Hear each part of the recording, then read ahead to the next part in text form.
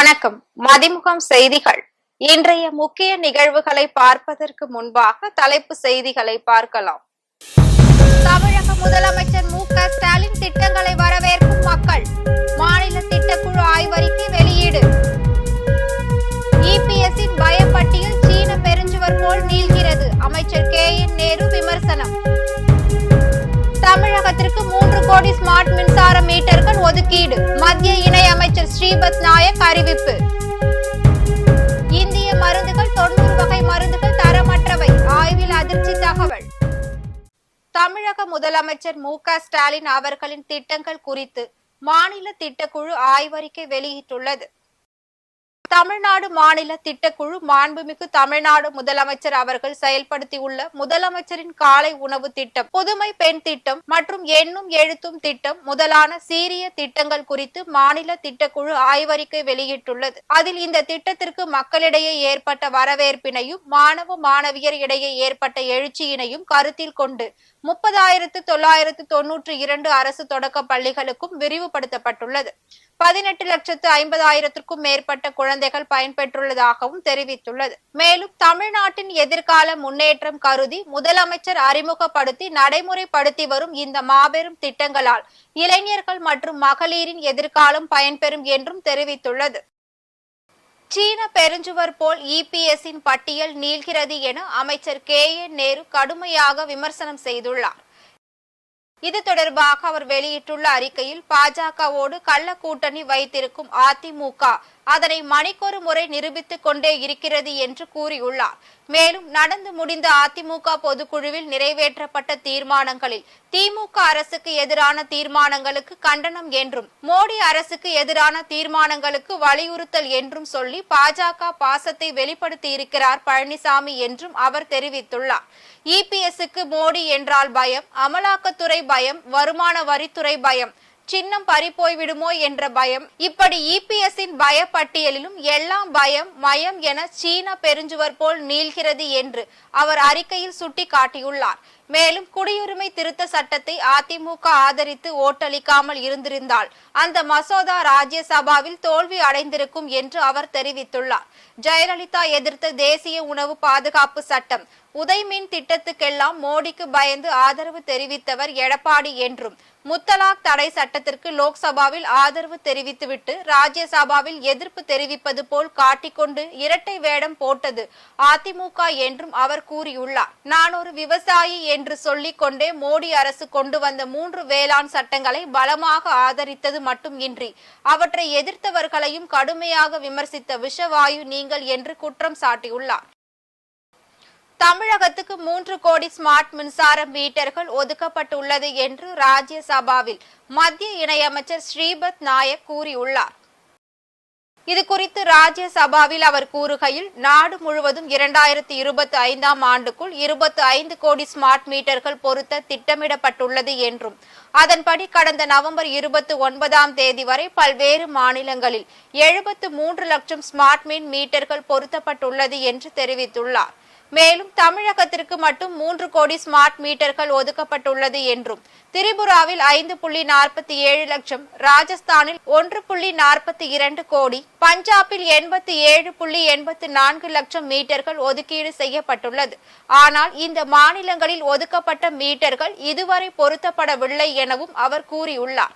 தமிழகம், திரிபுரா, பஞ்சாப், ராஜஸ்தான் போன்ற மாநிலங்களில் ஸ்மார்ட் மின் மீட்டர்கள் வீடுகளில் பொருத்தும் நடவடிக்கைகள் இதுவரை தொடங்கப்படவில்லை என்றும் அவர் குற்றம் சாட்டியுள்ளார். இந்திய நாட்டில் பயன்படுத்தப்படும் மருந்துகளில் 90 மருந்துகள் தரமற்றவை என ஆய்வில் கண்டறியப்பட்டுள்ளது அதிர்ச்சி அளிக்கிறது. நாட்டில் விற்பனை செய்யப்படும் அனைத்து வகையான மருந்து மாத்திரைகளும் மத்திய மாநில மருந்து தர கட்டுப்பாட்டு வாரியங்கள் வாயிலாக அவ்வப்போது ஆய்வு செய்யப்படுகிறது. அதேபோல் போலி மருந்துகளும் கண்டறியப்பட்டு பல்வேறு நடவடிக்கைகள் எடுக்கப்பட்டு அவ்வகையான மருந்துகள் அளிக்கப்படுகிறது. இந்நிலையில் கடந்த மாதத்தில் மட்டும் 1000க்கும் மேற்பட்ட மருந்துகள் ஆய்வுக்கு உட்படுத்தப்பட்டுள்ளன. அவற்றில் கிருமி தொற்று, ஜீரண மண்டல பாதிப்பு, சளி தொற்று, விட்டமின் குறைபாடு உள்ளிட்ட பாதிப்புகளுக்கு பயன்படுத்தப்படும் 90 வகையான மருந்துகள் தரமற்றவையாக இருந்தது கண்டறியப்பட்டது. மேலும் அந்த மருந்துகளின் விவரங்கள் மத்திய மருந்து தர கட்டுப்பாட்டு வாரியத்தின் www.cdsco.gov.in என்ற இணையதளத்தில் வெளியிடப்பட்டுள்ளது. மறு அறிவிப்பு வரும் வரையில் மீன்பிடிக்க கடலுக்கு செல்ல வேண்டாம் என மீனவர்களுக்கு புதுச்சேரி மீன்வளத்துறை அறிவுறுத்தியுள்ளது. இது தொடர்பாக மீன்வளத்துறை வெளியிட்டுள்ள அறிக்கையில், தற்பொழுது கிடைத்துள்ள சென்னை மண்டல வானிலை ஆய்வு மையத்தின் அறிக்கையின்படி தெற்கு அந்தமான் கடல் மற்றும் அதனை ஒட்டிய தென்கிழக்கு வங்கக்கடல் பகுதிகளின் மேல் ஒரு வளிமண்டல கீழடுக்கு சுழற்சி நிலவுகிறது. அதன் காரணமாக அடுத்த 24 மணி நேரத்தில் தென்கிழக்கு வங்கக்கடல் பகுதிகளில் ஒரு காற்றழுத்த தாழ்வு பகுதி உருவாகக்கூடும் என தெரிவித்துள்ளனர். இது மேலும் வலுப்பெற்று மேற்கு வடமேற்கு திசையில் தமிழக கடலோர பகுதிகளை நோக்கி அதற்கடுத்த 2 தினங்களில் நகரக்கூடும் என்பதால் அடுத்த 3 தினங்களுக்கு தமிழகம் மற்றும் புதுச்சேரி கடலோர பகுதிகளில் சூறாவளி காற்று மணிக்கு 35 முதல் 45 கிலோமீட்டர் வேகத்திலும் இடையிடையே 55 கிலோமீட்டர் வேகத்திலும் வீசக்கூடும் என அந்த அறிக்கையில் குறிப்பிட்டுள்ளனர். இதனால் புதுச்சேரி பகுதி மீனவர்கள் ஆழ்கடல் பகுதிகளில் மீன்பிடிக்க செல்ல வேண்டாம் என்றும் மற்றவர்கள் புதுச்சேரி கடற்பகுதிகளில் மீன்பிடி தொழிலை பாதுகாப்பாக மேற்கொள்ளுமாறும் அவர்கள் கேட்டுக் கொண்டுள்ளனர். மேலும் இந்த அறிவிப்பு சென்னை மண்டல வானிலை ஆய்வு மையத்தில் அவ்வப்பொழுது வெளியிடப்படும் அறிவிப்பிற்கு ஏற்ப மாறுபடும் என்பதால் வானிலை எச்சரிக்கைகளை தொடர்ந்து கவனித்து வருமாறு அவர்கள் தெரிவித்துள்ளனர். இளையராஜாவை கருவறைக்குள் விடவில்லை என்று வரும் சர்ச்சையை வன்மையாக கண்டிக்கிறேன் என நடிகை கஸ்தூரி தெரிவித்துள்ளார். சென்னை தியாகராய நகரில் உள்ள பாஜக கமலாலய அலுவலகத்தில் செய்தியாளர்களை சந்தித்து பேசிய அவர், தற்போது என் வாழ்க்கையில் நிறைய மாற்றங்கள் நடந்துள்ளது. அதை பற்றி பாஜக மாநில தலைவர் அண்ணாமலையுடன் ஆலோசித்ததாக கூறினார். அதனைத் தொடர்ந்து பேசிய அவர், இளையராஜா என்பவர் ஒரு இசை கடவுள். அவரை ஏன் கோவிலுக்குள் விடவில்லை? அதை தான் வன்மையாக கண்டிக்கிறேன் எனவும், அர்ச்சகர்கள் எந்த ஜாதியினராக இருந்தாலும் கருவறைக்குள் செல்ல முடியும் என திரித்து பேசுகிறார்கள். முதலில் அவர் கருவறைக்குள் செல்ல முயற்சி செய்யவில்லை என்றும், கோவிலுக்குள் சென்றவரை தீட்சிதர்கள் அவருக்கு மரியாதை செய்ய வேண்டும் என கூறி அங்கே நிற்க வைத்ததாக அவர் தெரிவித்துள்ளார். சென்னைக்கு மீண்டும் வந்த அண்ணாமலை அவர்களை வரவேற்கும் விதமாகவும், எனக்கு நடந்த சோதனையான காலகட்டத்தில் பக்கபலமாக இருந்ததற்காக நன்றி தெரிவிப்பதற்காகவும் தான் நான் இங்க வந்தேன். வந்த இடத்துல இருவருக்கும் முக்கியமான விஷயங்களை நாங்க கண்டிப்பா விவாதிச்சோம். அந்த விவாதம் இன்னும் முற்று பெறவில்லை. அதற்கான தொடர்ச்சி மீட்சி இருக்கிறது. முழுசா விவாதிச்சு முடிச்சதுக்கு அப்புறம் கண்டிப்பா உங்களுக்கு நீங்க எதிர்பார்க்கிற அளவுக்கு செய்திகளை தரேன். இப்ப அப்படி கொடுக்கறதுக்கு எந்த செய்தியும் இல்லை. ஓகேங்களா? குடியாத்தம் அருகே ஆட்டோ விபத்தில் கல்லூரி மாணவிகள் 8 பேர் படுகாயம் அடைந்த சம்பவம் அப்பகுதி மக்களிடையே பெரும் அதிர்ச்சியையும் சோகத்தையும் ஏற்படுத்தியுள்ளது. வேலூர் மாவட்டம் குடியாத்தத்தில் இருந்து ஆட்டோ மூலம் கொல்லப்பள்ளி கிராமத்திற்கு 11 மாணவிகள் ஒரே ஆட்டோவில் சென்றுள்ளனர். அப்போது பால்காரன்பட்டி அருகே அதிவேகமாக சென்ற ஆட்டோ ஓட்டுநரின் கட்டுப்பாட்டை இழந்து எதிரே வந்த லாரியின் மீது மோதி விபத்துக்குள்ளானது. இதில் 8 மாணவிகள் மற்றும் ஆட்டோ ஓட்டுநர் பலத்த காயங்களுடன் 3 மாணவிகள் லேசான காயங்களுடனும் மருத்துவமனையில் அனுமதிக்கப்பட்டுள்ளனர்.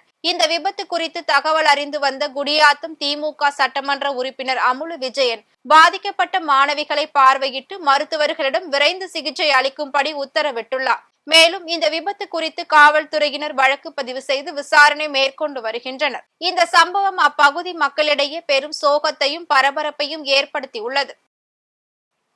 விருதுநகரில் 6 வயது சிறுவன் யோகாவில் சாதனை படைத்து யூனிவர்சல் புக் ஆஃப் ரெக்கார்ட் புத்தகத்தில் இடம் பிடித்துள்ளார்.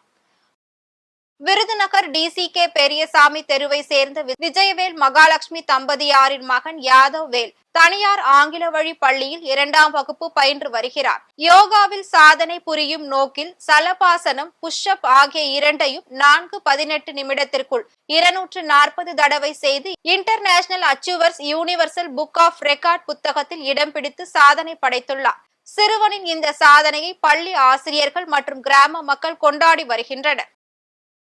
சிறைகளில் உள்ள இஸ்லாமியர்களை விடுதலை செய்ய வேண்டும் என பாமக ஜி.கே. மணி கேட்டுக் கொண்டுள்ளார். வேலூர் மாவட்டம் ஒருங்கிணைந்த பாமக மாவட்ட பொதுக்குழு கூட்டம் மாவட்ட தலைவர் வெங்கடேசன் தலைமையில் நடைபெற்றது.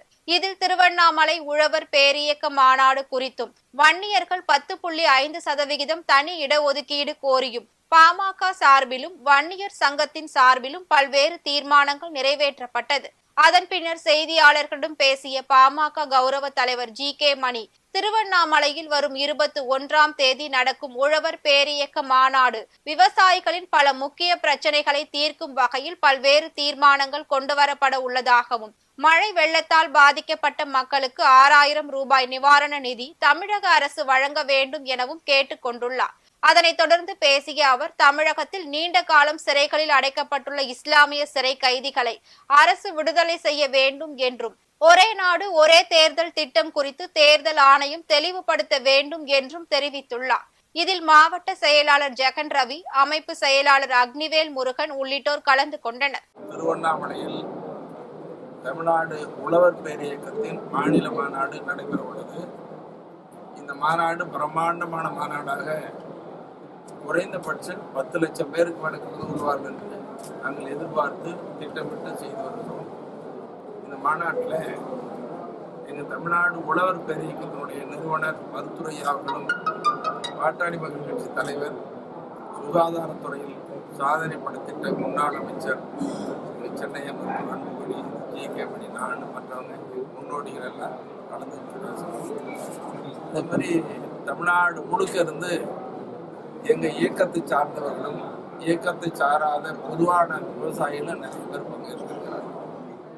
இந்த மாநாட்டினுடைய நோக்கம் நாட்டினுடைய முதல் தொழில், ஆதார தொழிலாக இருக்கிற எல்லாருக்கும் உணவளிக்கிற தொழில் விவசாயம் தான். இன்னைக்கு விவசாயம் ரொம்ப நலித்து போச்சு. அதனைத் தொடர்ந்து ராணிப்பேட்டை மாவட்டம் முத்துக்கடையில் உள்ள தனியார் விடுதியில் தமிழ்நாடு உழவர் பேரியக்கத்தின் மாநில மாநாடு குறித்த ஆலோசனை கூட்டத்தில் பங்கேற்ற நிர்வாகிகளுக்கு ஆலோசனைகளை வழங்கினார். அதன் பின்னர் பேசிய அவர், தென் மாவட்டங்களில் தண்ணீர் தேவையை பூர்த்தி செய்ய கோதாவரி காவிரி இணைப்பு திட்டத்தை மத்திய அரசு ஆந்திர மாநிலத்துடன் பேச்சுவார்த்தை நடத்தி செயல்படுத்த வேண்டும் எனவும், மழை வெள்ளத்தால் பாதிக்கப்பட்ட விவசாயிகளுக்கு நிவாரணம் வழங்குவதில் பெரும் அநீதி இழைக்கப்பட்டுள்ளதாக தெரிவித்துள்ளார். மிகப்பெரிய மாநாடாக நடத்த திட்டமிட்டு வேலை செய்யும். இந்த மாநாட்டில் குறைந்தது 10 லட்சம் பேர் பங்கேற்பார் வந்து அந்த அளவுக்கு மக்கள் மத்தியில் பெரிய வரவேற்பு. இந்த மாநாட்டில் உழவர் பேரியக்கத்தினுடைய நிறுவனர் மருத்துவ அவர்கள் கலந்து கொள்கிறார்கள்.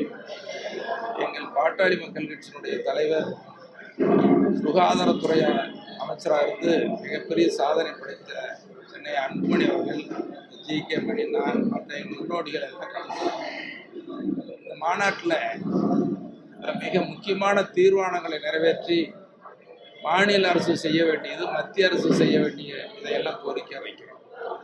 இன்னைக்கு உலகுக்கு உணவளிப்பவர் விவசாயி, உலகுக்கு அச்சாணி விவசாயின்னு சொல்றாங்க. ஆனால் விவசாயிகளுடைய நிலைமை ரொம்ப மோசமாக இருக்கு.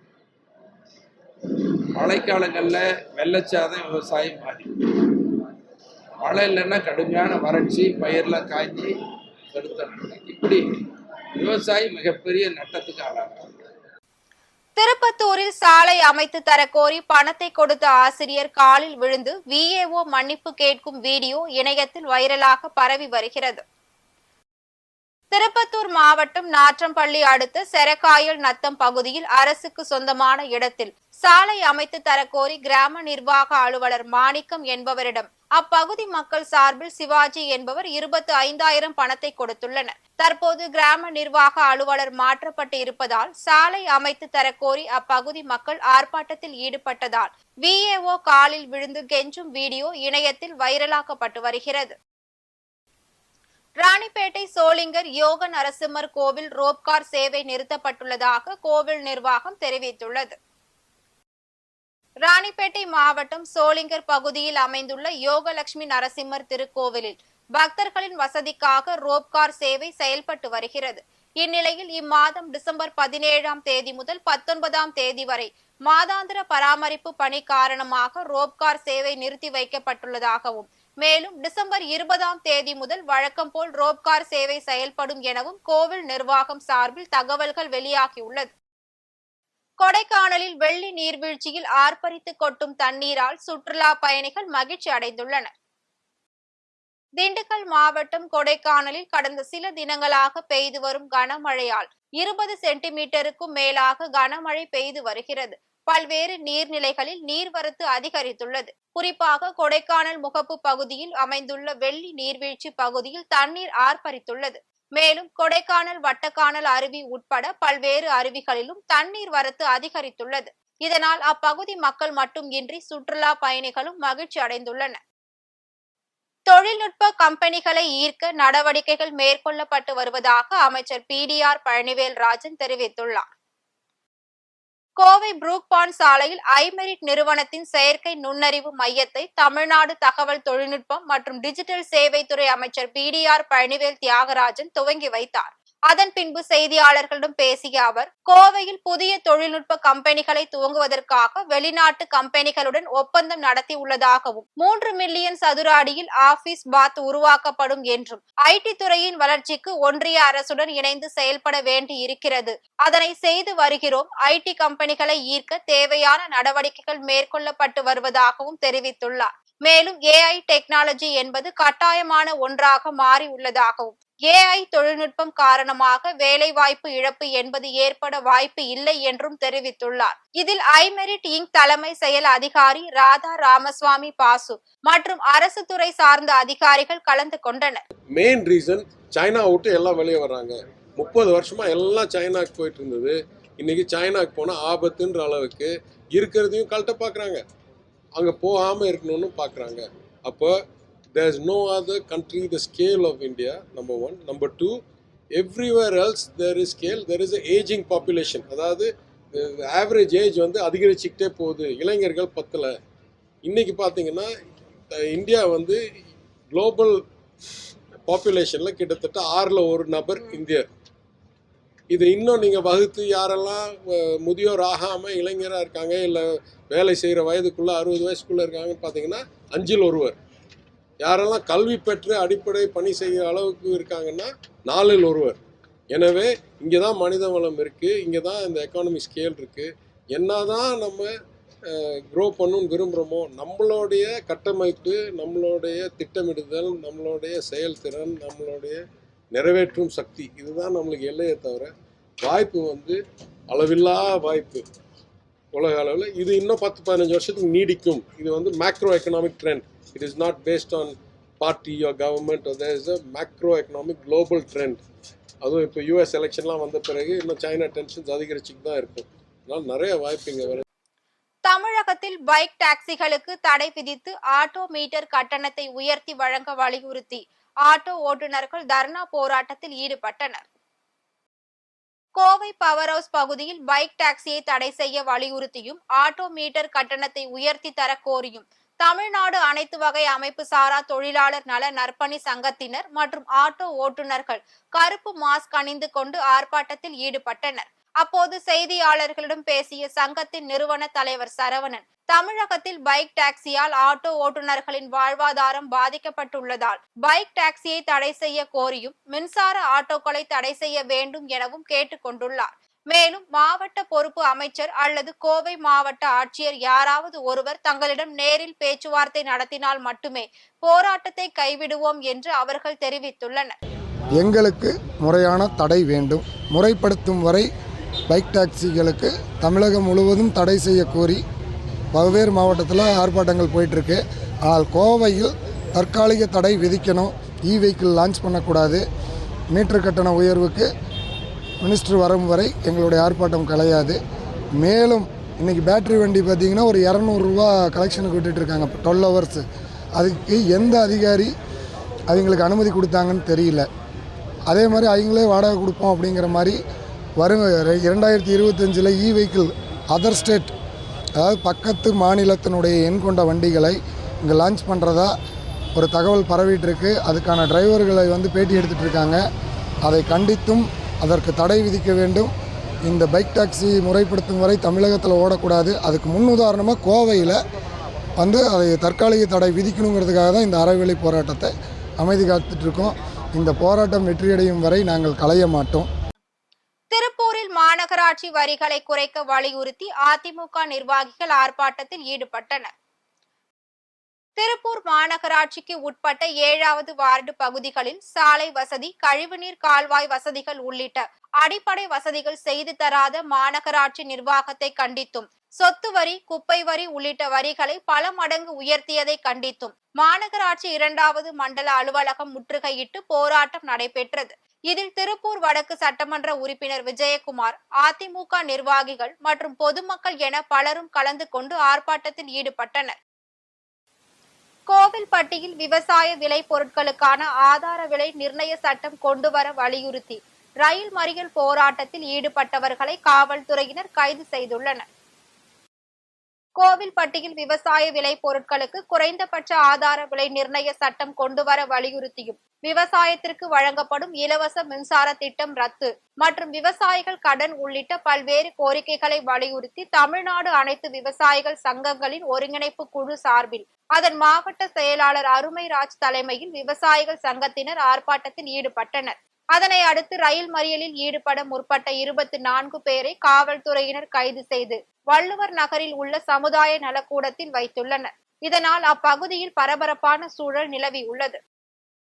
கனடா நாட்டின் துணை பிரதமர் கிறிஸ்டியா பிரீலாண்ட் தனது பதவியை ராஜினாமா செய்துள்ளார்.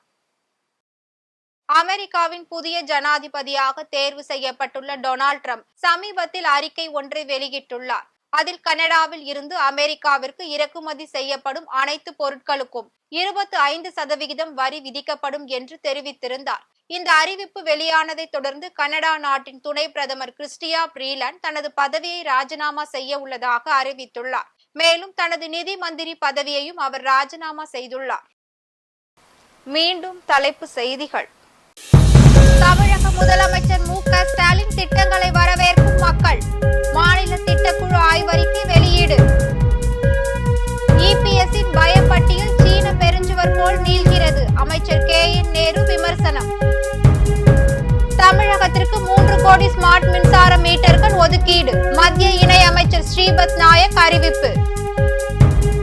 இந்திய மருந்துகள் 90 வகை மருந்துகள் தரமற்றவை. ஆய்வில் அதிர்ச்சி தகவல். இத்துடன் செய்திகள் நிறைவடைந்தன. மீண்டும் செய்திகள் இரவு 8 மணிக்கு. மேலும் செய்திகளை தெரிந்து கொள்ள மதிமுகம் பிரைம் யூடியூப் தளத்தில் இணைந்திருங்கள்.